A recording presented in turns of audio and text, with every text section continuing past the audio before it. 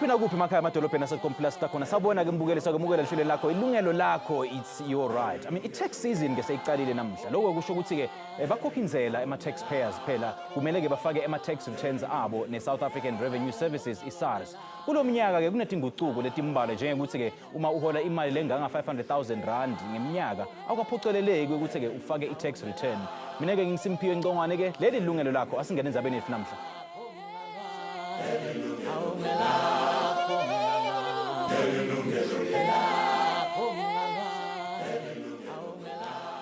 The 1st of July brings joy to all those expecting some returns from the taxman. But for those with outstanding issues with the tax collector, such as Straido Msikila from Johannesburg, this period brings nothing but headaches. Yebo ke mbukele bathengeke labanjenga Straido Msikila waseJozi basahlukunyedwa ngengatholi isito wekumthelisi. Ngisho nelhovisi elicathulela tinkinga temthelo i-tax ombudsman alikabuniketa ikujabula. Kulomnyaka lophelile saxoxisana nababe Straido Msikila lowasibalisela ngenganangana yesikweleti se-SARS lekabhekene naso. Xa kusithiwa kwenziwa i-tax returns e-SARS mina ndiba nengxaki kuba ndicinga uba nanku usathane siza kum. Yiyo kuphela into endiyicingayo ngalonke ixesha. Currently u-SARS uthi ndikolota 53,000. Kukhona ikhampani ezibiza ngokuthi i-Spring Head from Dragon City ethi indibhatala i-32,400 rand every year. Iqale ngo-2012. Kodwa mna ndiyiphikaphe le problem ngo-2015. Ngunyaka wesithathu ngokulo ndizama ukulwa le nto ne-SARS.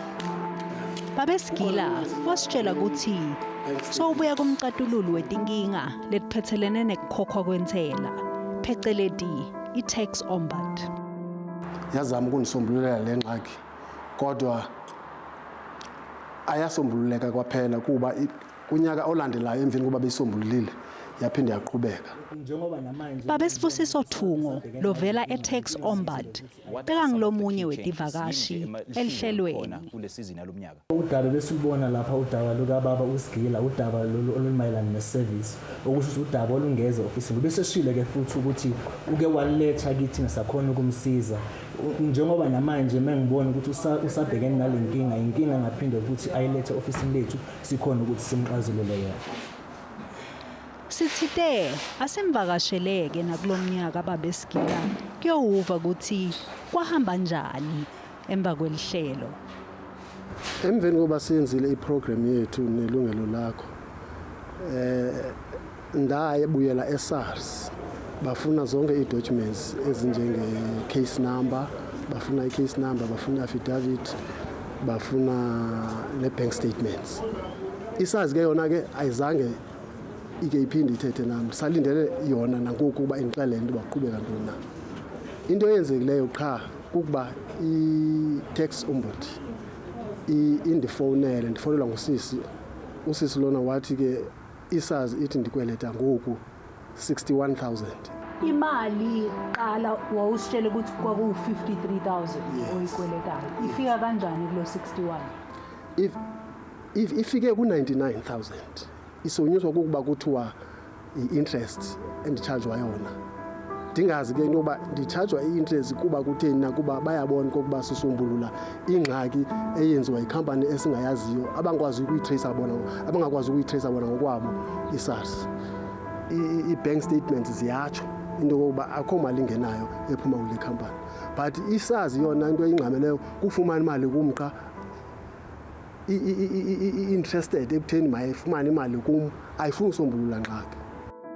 Sekuphele iminyaka lemine Babe Sikila ahlangana naleti mbila titfutha.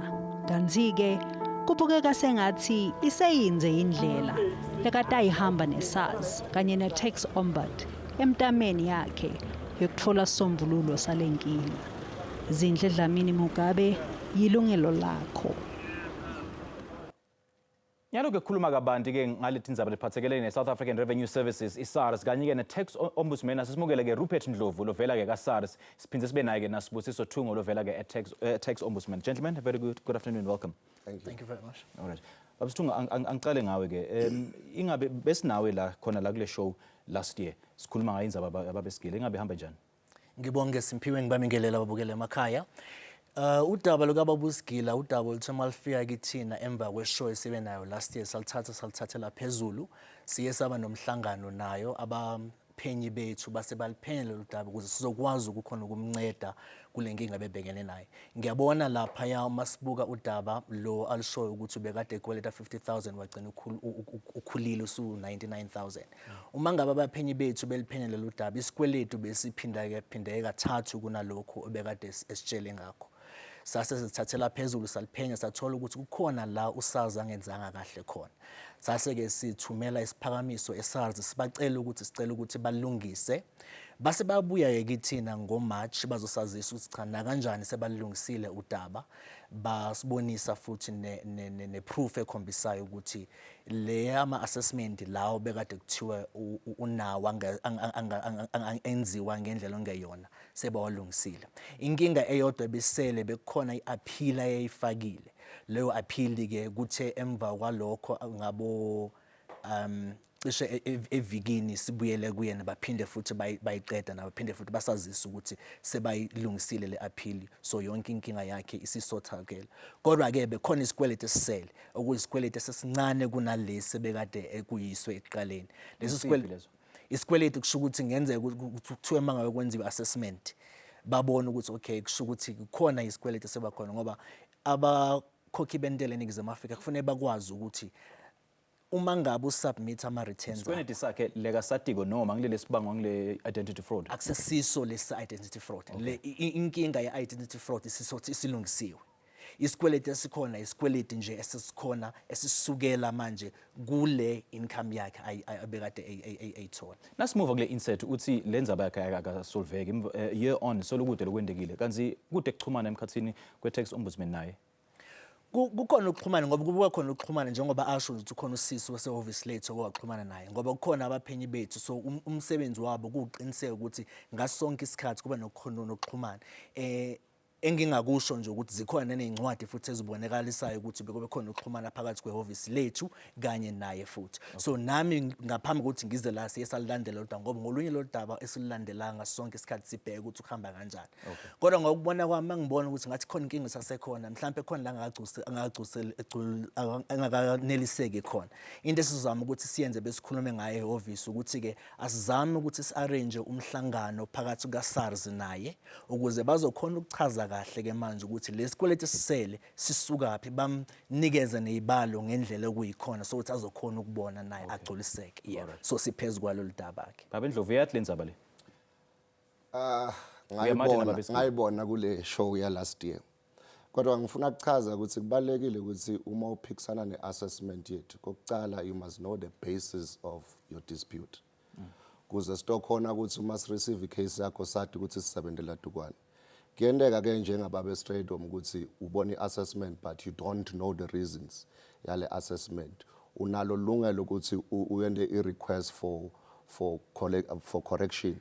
Last khona ukuthi sikunike khona ama reasons ukuthi le assessment ifika ngetindlela leti so njengoba shilo sibusise ukuthi lebe ku-identity fraud and sikhonile ukuthi silungise lama assessment labe kangasi wakhe.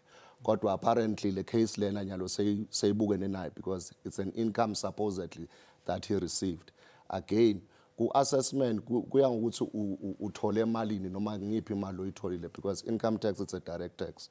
Uma kwendeka ukuthi you've benefited from a particular income sebase siyakhona lokukubalela ukuthi at the end of the day i-assessment yethu ithi ukolota imali engaka. Ngiyacabanga ukuthi ngiko lokwendekile kubaba. Kodwa still uma akayadi lenzaba le akayadi nale nkampani lekhulunywa ngalo kuthiwa ke Springhead nalo 32,000 bekuthiwa uyamtfola ngeminyaka akayadi. Inkinga lenkulu ukuthi yonke lento le iphima isegameni lakhe and uma thina sisubmita and I think lokwe umsebenzi we-pre-populated returns njengoba wonke ama-returns ayendi ema-investigations ayo. We do make our investigation only if you submit the necessary documentation. That's why I'm saying ukuthi I'm not privy to the case lena but ema-cases la so uma abantu basho ukuthi no angiyadi le case lena siyasho ukuthi submit i-affidavit through le investigation lesiyendako siyakhona ukuthi si-clear leyo debt lefike kungendlela letingafanele ngoba uthi sayina 4 years lenzaba le usho ukuthi SARS solo ayikhona kuphuma nema outcomes ale investigation naye inkinga lengicabanga ukuthi khona ngoba kuze stock khona ukuthi siclear le debt noma sifinalize le objection funa ukuthi sithole wonke ama substantiating documents lesiwafunako so yonke information lesifunako ngaleso sikhathi funa isubmit ke ngaleso sikhathi what is also important ukuthi sikubekela isikhathi ukuthi submit ama documents mhlambe within 30 days or uma ufaila siyayivula ukuthi mhlambe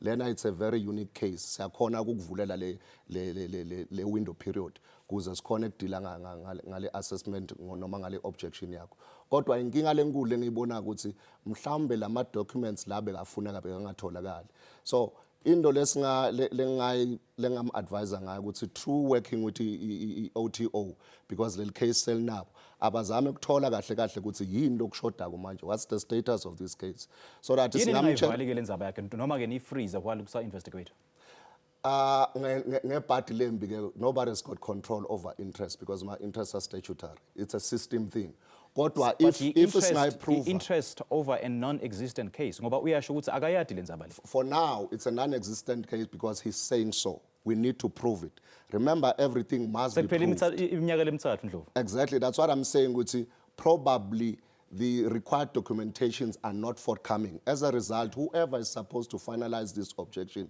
is not in a position to do so because you can only finalize an objection if all the requirement documentation are made available to you on time. Sicela utshele babe Straydom nabo bonke ke labanenkinga lenzaba lelifana nababe Straydom uthi yila ama documents lekumele bawu submit just briefly. Because each and every case has got its own merits.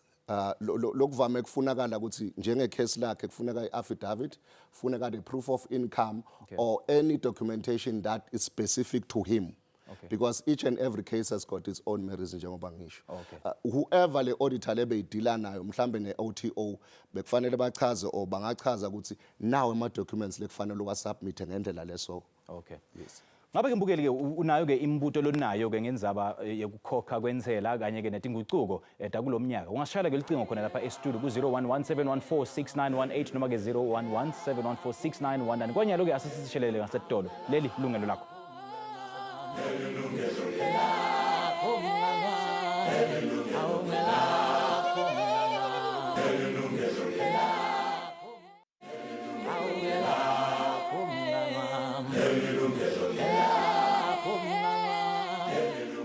Sakumukela mbukeli namhla ke sikhuluma ngekukhokha kwentsela ke i-tax njoba ke wathi ke mbukeli ukuthi i-tax season ivule ke namuhla ngikuphi wena lokho ongathanza ukucaciseleka kuko before you file your tax returns you can call in and with your views or your comments you can write to us on our various platforms ku Twitter na ku Facebook now ngicela ukuthi sicede kakhulu ngana inzaba babe Straydom lapha ukuthi uthi ifanelaziwe le case kepha SARS uthi akakafanelize noma ke akayadi I want you to categorically state on record ukuthi uthini-ke ngalenzaba leyo. Okay, ngizoqala ngisho ukuthi ubaba uSigila uma ngabe eSARS ayikho information angayithumelanga usubmithe yonke information edingakalayo.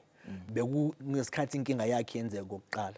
Kuthe inkinga the same problem yenzeka kwesibili futhi. USARS bekumele ngabe ukwazile kuma system akho ukubona ukuthi lo muntu lo u-experience lenkinga le njalo ngonyaka bese bengayithathi into consideration leyo assessment ngoba ekuqaleni bebevumile ukuthi cha kube yiphuthu ukuthi siyithathe into consideration so into eyenzakalayo ke manje lolu daba malifike office lethu emva ukuthi sebenengxoxo sebenayo ngonyaka uphelile sibese siluthatha udaba selisa eSARS uSARS wabuya kithi njengoba bengishilo ekuqaleni washo ukuthi sebalungisile lolu daba sabona nathi ku system sagculiseka ukuthi udaba selilungisile so i-follow up inendile na-SARS yebo siyenzile i-follow up ngoba uma bengabe babuya beze kithina bazositshela ukuthi baye bathumele into ebizwa nge-closeout report basitshela ukuthi okay kule complaint ebeniyilethe kithina sesenze 1 2 3 udaba sesilungisile so le income le ubaba uSigila ayetaxwe uyona angayazi uSARS wasuyayi-exclude noma wayikhipha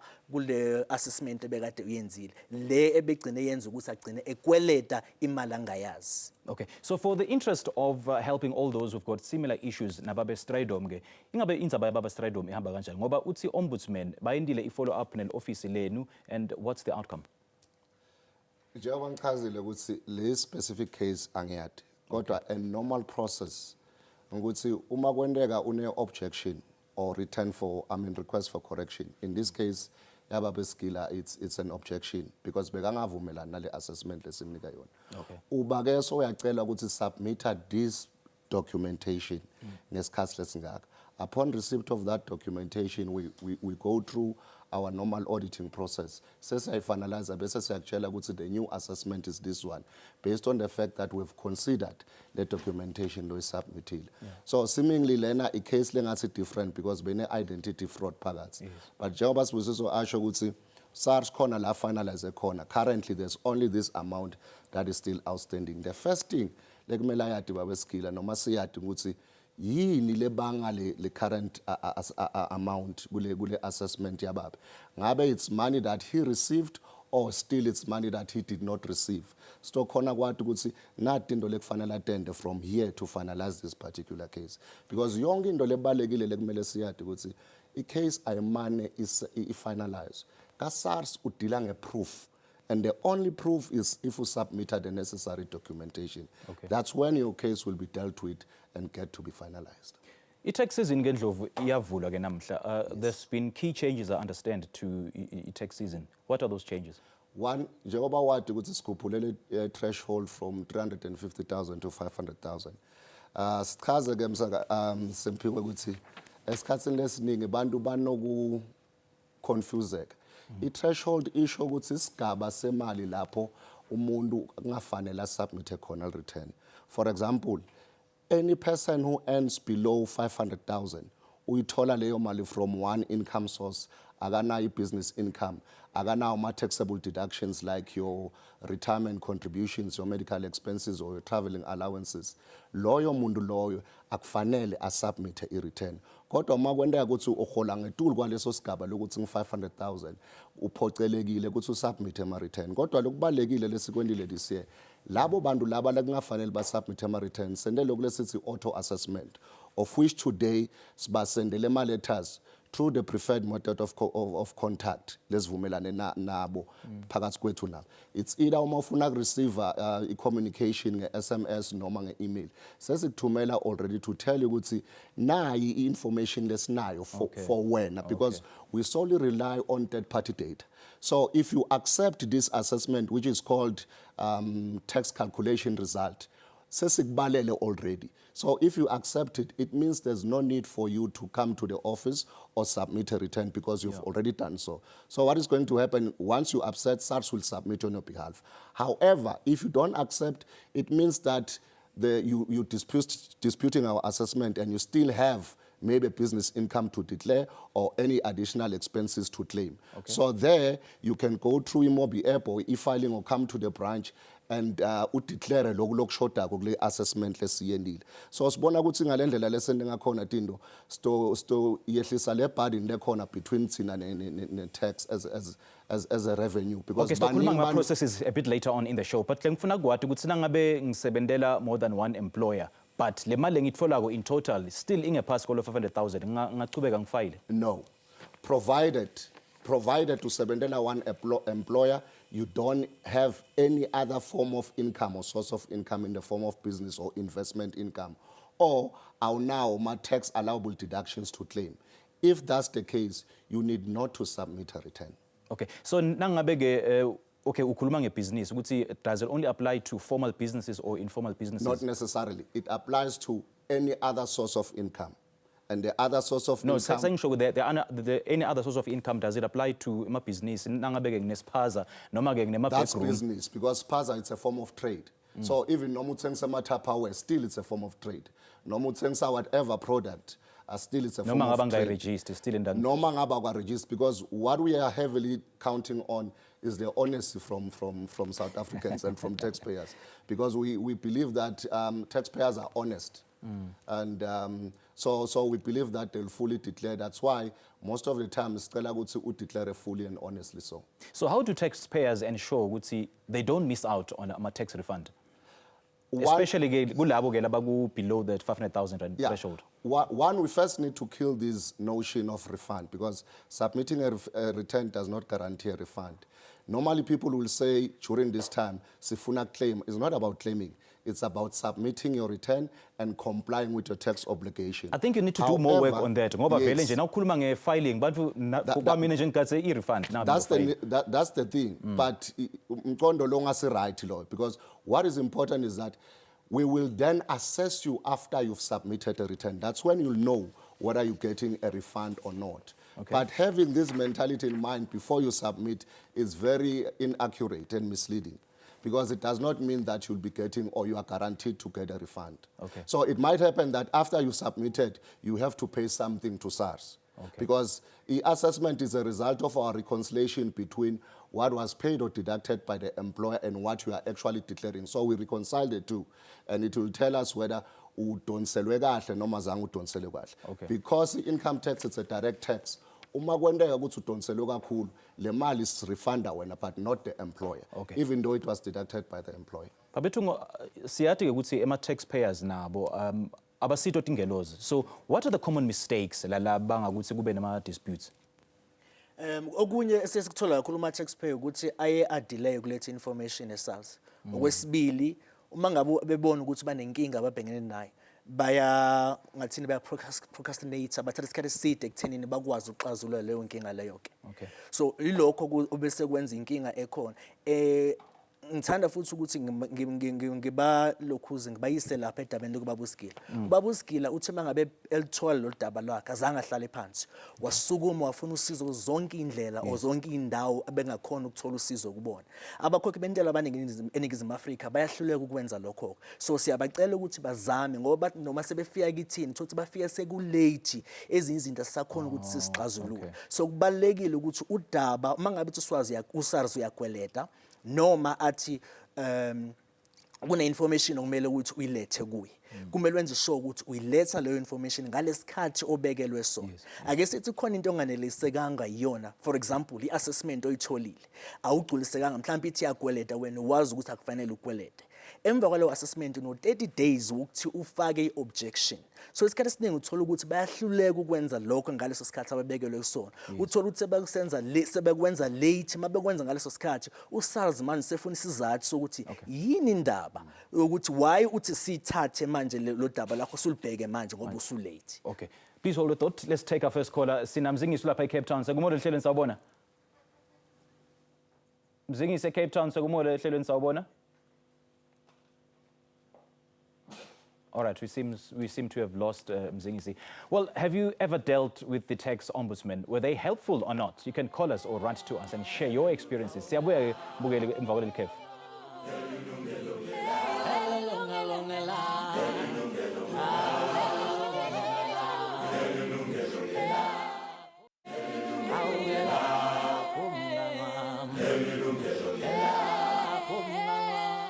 Inzaba namhla ke Mbukeli ke idla ephaketheni. We are talking about filing tax returns. Do you have any outstanding issues with SARS that you are struggling to resolve? We'd like to hear your story. Share ke licingo ke noma kusibhalele on various social media platforms ku Facebook na ku Twitter. Let's now re-establish connection na Mzingisi ulapha ke Cape Town. Sekumole ehlelwe Mzingisi sawubona.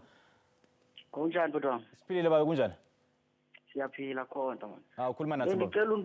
Ngicela unibuze lapha kwabatata manje ba ufumanise usebenza kwi-company ethile then nifumana ni kwi-same level but i-tax ayifani ni-earn the same salary but i-tax ayifani. Number 2, let's say uthenge indlu, mawuthenge le ndlu kuneza transfers neza registration fees, ufumanise uba kune-tax ekhoyo but it's too much. La mali uyayifumana na xa usenza i-tax return or what? Okay, Mzingisi siyabona kakhulu ukusishayela ke. Etininte ethu ke tita isolve kuleyo nkinga yakho. How would you respond to that? My tax affairs akafani, my benefits akafani, as well as the deductions. So by implication, the tax will not be the same. So the issue yetindlu kunema what we call ma transfer cost wetindlu. Leyo transaction lehlangane netindlu kodwa awukhona ukuthi uyiclaim ku tax return yakho uma so submit. Because the reason yale tax beyihlangane nendlu and it's got nothing to do with employment income yakho. Okay. So bobani ke laba exempted ukubhadala umthelo? Laba exempted kubhadala umthelo ngilala bahola ngaphansi kwa 79,000 kulomnyaka lona. So those people are not required to pay tax. Akuna pays you earn. However, there's a difference between the threshold, submission threshold, and the tax deduction. Because tax deduction can only be effected to those who earn 79,000 and above per annum. Okay. Yes. Then ke sikhuluma ke ngendaba ema refunds and I would like us to get deeper into that. Ngoba vele bantu nawukhuluma ngekufayila ema tax sicabanga ema refunds. Yile ama refunds and asuke laphi? Ema refunds yoba ngishilo ukuthi during the 12-month period an employee ubhadala i-tax during his or her payment interval. Uma ngihola nge-21 or 15, that's when I pay my taxes through Pays You Earn, and the employer deducts for me. So the employer in a tax table and guidelines to say umuntu ohola kangaka mdonsela imali engaka. Sekwendeka ke ukuthi njengalesikhathi lesikuyo manje lokusubmit ama returns. Ngila sesikhona ukuthi siya reconcile ukuthi ngabe lo mcashi udonse imali efanele na. Uma kwendeke ukuthi udonselwe kakhulu lokusho ukuthi you did not benefit from your own income, siba sesirefunda wena. Uma kwendeke ukuthi udonselwe kancane, which means u benefited kwi-income leyo bekungafanele ibe yakho, sibe sesicela ukuthi leyo mali leyo uyibhadale because you benefited from it. Njengoba ngishilo ukuthi it's a direct tax, so uya benefita. Uma kwendeka ukuthi ubenefitile kufanele ukuthi ubhadale leyo tax. Nako ke la bese sicabana khona ke neSARS Ndlovu ngoba nangabe SARS uthatha 25% kumthelo wami every single month. Vele ngiyayibona ukuthi 25% uhambile. Usho ukuthini ke Ndlovu na uthi kudonsele kancane noma kudonsele kakhulu ngoba vele kuhlala kum 25%? Ngiyacabanga lo 25% usho luhlu lelithile lebantu labasebenzako, because ngiyacabanga ukuthi futhi ubutela ema-independent contractors or what we call ma-freelancers. Obviously i-tax yabo ivame kuba from 25% and above, all right? But then laba labahola from imali ejwayelekile noma kancane icala ku-18% to 40%. Sibo wathi ke ukuthi i-tax rate icala from 18% up to 40%. So the 25% akusho ukuthi wrong. It's how the employer is deducting it pays you earn from your income. However, if it happens ukuthi bakudeductele kakhulu ngila khona sowuthola ema refunds njengoba esikhatsini lesiningi nokwendeka ukuthi uthole ema refunds. Shothi mina kumele ngicabane nemcashi wabo hayi neSARS. Angisho ukuthi ucabane nangabe bangithathele kancane noma bangithathele hamba kuyo ombuta ukuthi kungani ningidonsele imali engaka mhlawumbe utothola ilona incazelo lengathi yavakala. All right. Okay, sinaba besigila on the line. Sakumule baba sawubona? Yebo. Yes baba kunjani? Siyaphila njani? Siphilile baba. Sikhuluma ngawe lapha baba. Khuluma nathi baba. No, ngiyamuva ubaba lwaseSARS.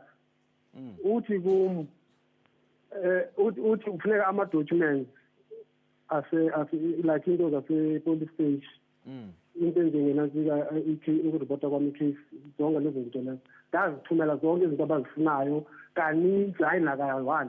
Ngiyaye SARS ngizifike zonke izinto badade bazofinalize icase. Kuphinde futhi kube ingxaki. Angiqinisekanga ngoku le company ukuba bayisolile.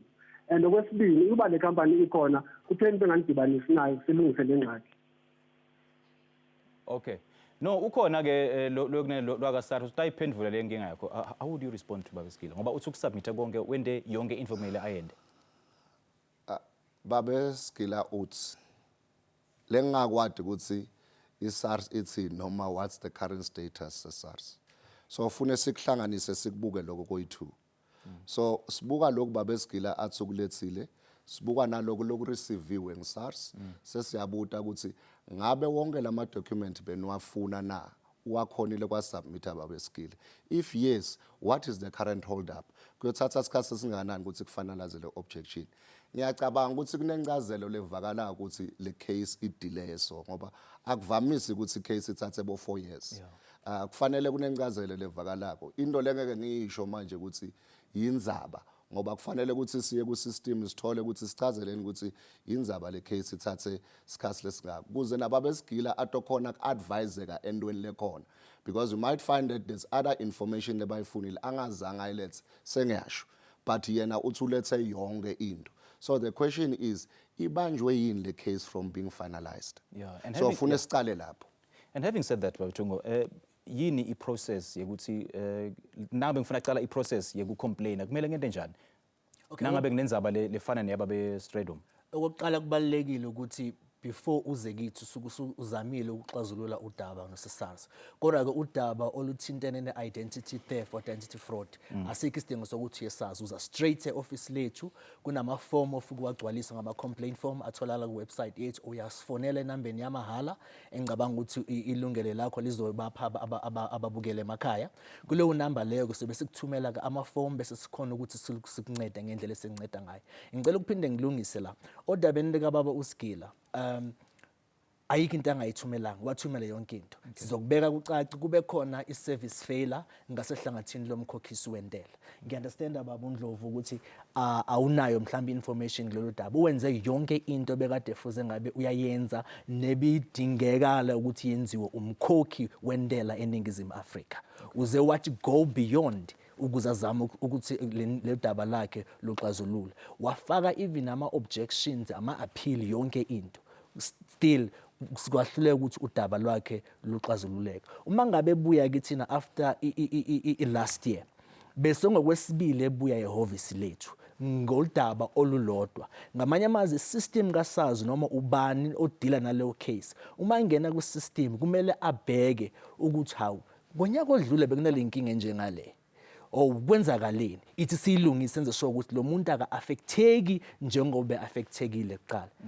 So sithemba ukuthi ku-2019 lokho akuzukwenzeka ngoba i-evidence ikhona esayidini labo esayidini likamkhokhisi wentela ukuthi ubaba uSgila umkhokhi njengomkhokhi wentela oNingizimu Afrika othembekileyo uzama ngawo wonke amandla ukuthi abe kwi-level yokuthi abe kwi-compliant level. All right. Hi, Babugele. We're still taking your calls and messages. More on that when you return. Yilungelo Lakho.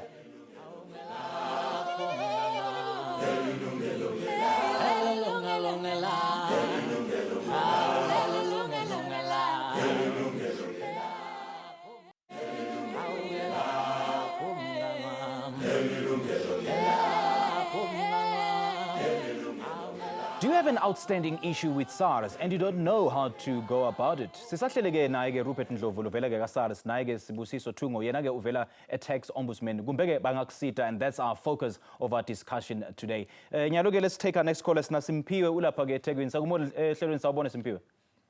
Sawubona Simphiwe njani nawo? Siphilile bizo kunjani? Ngiyaphila. Khuluma nathi baba. Yeah, angazi noma ngizophuma eceleni na baba, kodwa ke ngicabanga ukuthi kumayelana ne-tax. Ngiyasebenza security guard. Okay.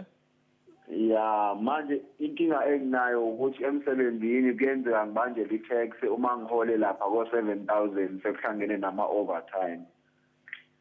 Okay. So into ebengifuna engiye ngayenza ngengaya ngiyobheka sazi ukuthi leyo mali iyafika yini khona ngoba ngifuna ukwenza sure ukuthi angifuni ilanga ukuthola ukuthi sekuthola ukuthi ngiyakoleta kasazi.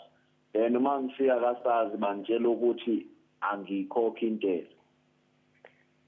Bathi kasazi ayifiki leyo tax leyo. Yes. So na ukhuluma nemcashi wakho uthini? Uthi shona phi le mali yakho? Bathi bayayisa imali kasazi. So kunaleyo argument between mina nabo.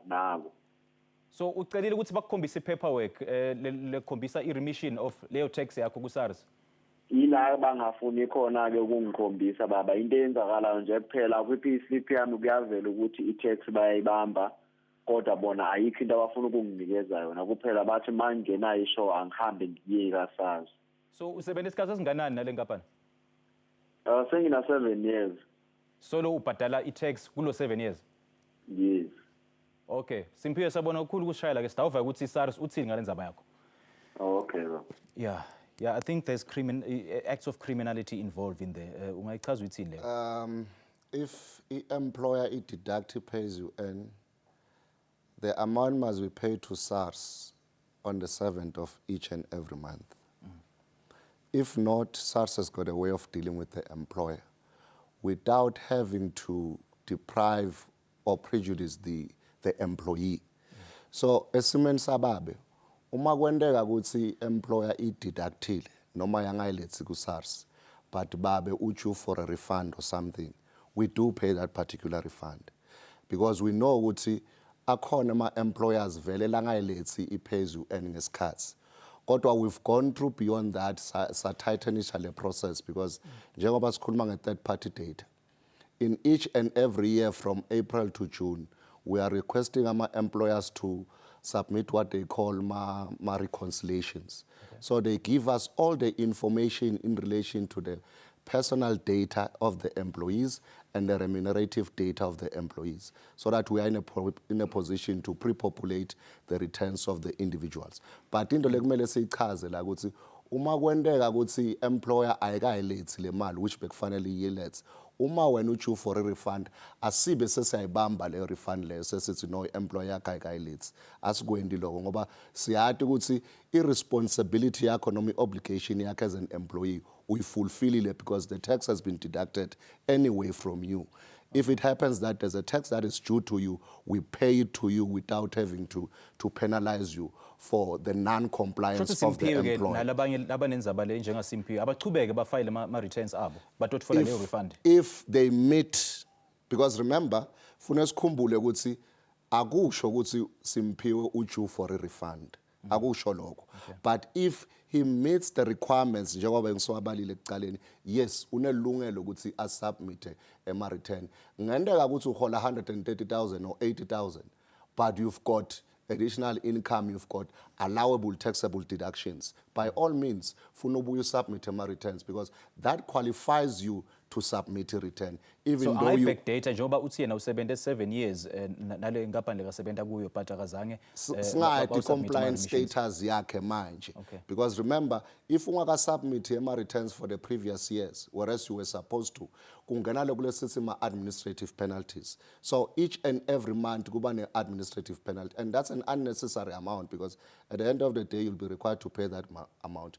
Yet you can only stop those administrative penalties if you submit a return. Why SARS kungasuki yena athathe initiative enzabele njengaSimpiwe ahambele leti nkampani we do take the initiative, like I said. We require them to reconcile and we make follow-ups with them to reconcile, because if ngabe banga reconcile, our filing season, our individual filing season will be in jeopardy. Angeke sikhone ukuthi sibe nama pre-populated returns, because why we firm up on the third party data, sikhona kukwendela return ngaphandle ukuthi wena usubmit i-RP5 yakho. So sicela i-RP5 yakho ukuthi ube nayo so that you can make ama verification ukuthi ngabe lokhu lesi pre-populated kule return ngiko lokhu la kule RP5 yami lengithole from umcashi. So siyasebenzisana kakhulu nema employers ukuthi sithole leyo information leyo. Babetungu, just how prevalent are these cases that you had to deal with? Ziningi kakhulukazi mangabe kuza ema-cases afana nalawa. Kunelunye angathini ama-matters esiwabiza ukuthi ama-systemic matters. Kwenzakalani la umqashi kumele asubmit ama-reconciliation njalo ngonyaka. Isikhathi esiningi uthola ukuthi umqashi akakwenzi lokho-ke. So i-taxpayer noma umsebenzi osebenzela leyo company afike anikezwe i-RP5. Uma ngabe sezosubmit i-return esazi, athi usazi umqashi wakho uhlulekile ukusubmit ama-reconciliation awekho, zicela ubuyele kumqashi wakho umcele asubmit. Yebo siyabona ukuthi une-RP5, kodwa thina la asinayo leyo information.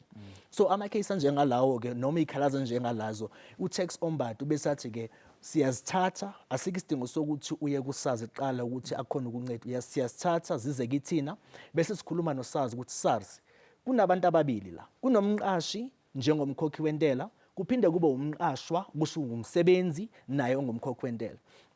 Ngakho ngeke uze uhlawulise umsebenzi ngecala lomqashi.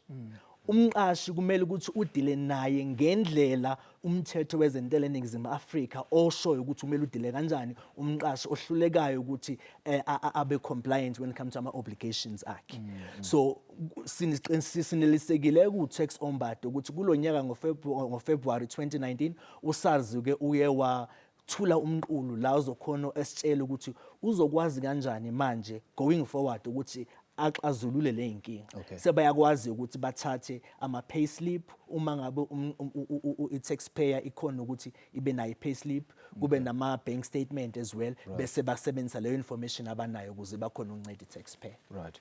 Ngiyaloku mbukeli sesithathe likhefu lefu legcina. We'll be right back after this.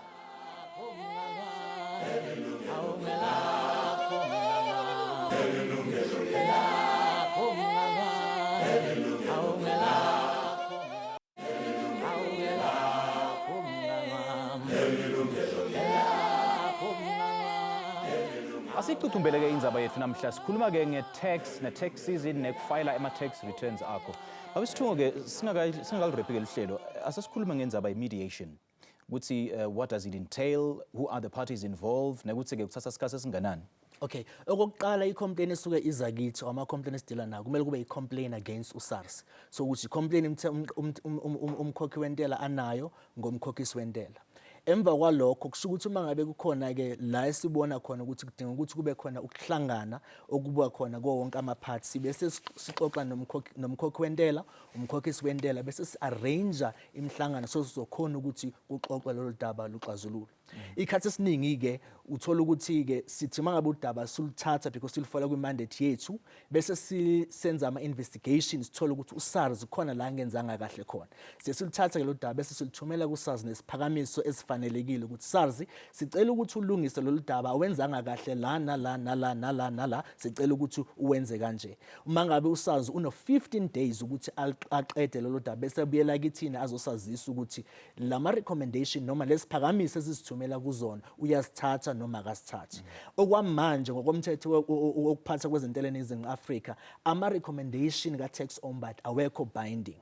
So but uSARS kumele ukuthi mangabe ethi akafuni or ngeke aze asithathe lesiphakamiso esimnikeza sona abuye azosazisa within 30 days ukuthi yingani ethi ngeke azasithathe bese siyaxoxisana ke sibone la ukuthi kumiswa kanjani. Kodwa isikhathi esiningi onke ama-recommendation esiwathumela kuSARS uyawathatha awafake awenze ngendlela kumele ngabe yenziwe ngayo. So ngimaphi nje ama-outcomes lavamile after a tax dispute resolution?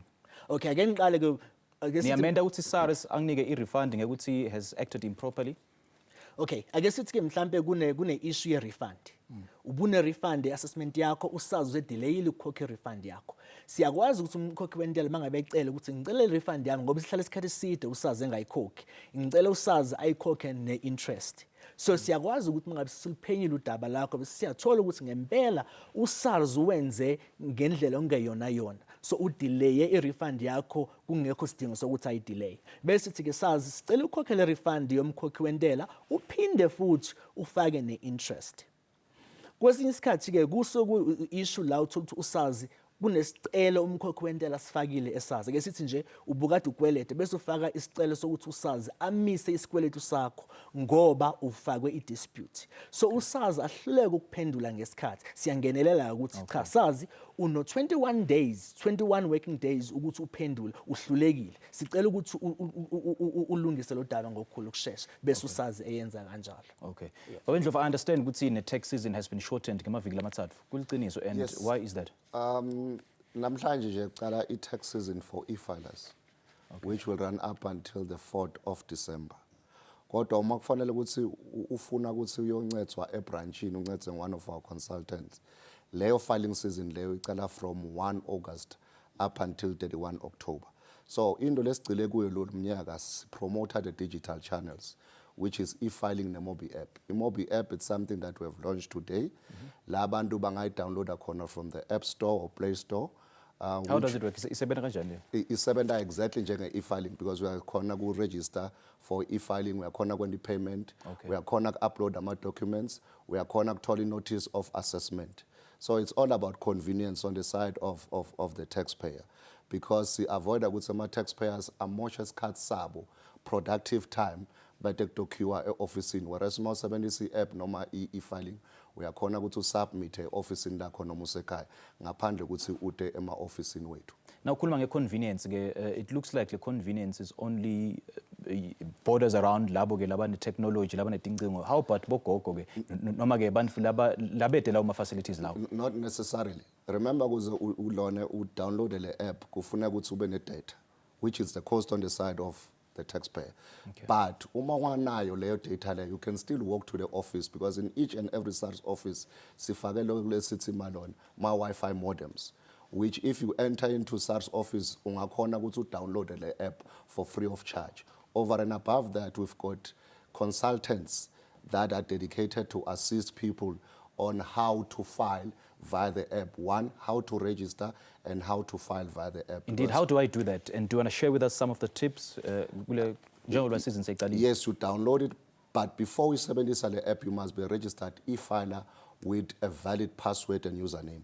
Uma kungenzeka ukuthi awusi e-filer, you can register on the app, supply your personal information, and what the app will do will give you a one-time PIN. Okay. Where you need to enter the 6 last digits. So it will also give you a message that you are now successfully registered. Okay, so my closing comments, then my deadlines, I need one. The deadline is 4 December for e-filers. E-filers, okay. And those who will be walking into the branch is 31 October. Okay. Yes. The closing comments, Baba Themba? Iteam esebenza kuyona kulo nyaka sithi 2019 e-filing season ifikile, ihhovisi lika tax ombudsman likhona ukuthi lincede. So abakhokhi bentela mangabe benenkinga oyikhalaza abanazo ngenxa kasazi bangasabi ukusithinta ngasonke isikhathi, so bakhona ukuthi sikhona ukubanceda. All right. Kumahala abakhokhi lutho. Okay. Yeah. Gentlemen, siyabonga kakhulu kuba nahle hlelo namhla. That is how we come to the end of the program. Many thanks to our guests, Busiso Tungo and Rupert Ndlovu, for educating us. Sethemba ukuthi kunyende ke lokufunzile ke kulolu hlelo namhla. Lokutonda ukuthi ufake ama-tax returns akho kangcono ke kulomnyaka. Tinhlelo kethu tiyaphindwa ke njalo ngabolesine nga-11 obusuku khona la ku-SABC 1. Join Alicia Jali next week, Monday at 12 noon with another live consumer affairs show. Kanzi ke mina ngiSimphiwe Ngongwane and the rest of the team, have a blessed week. Cheers.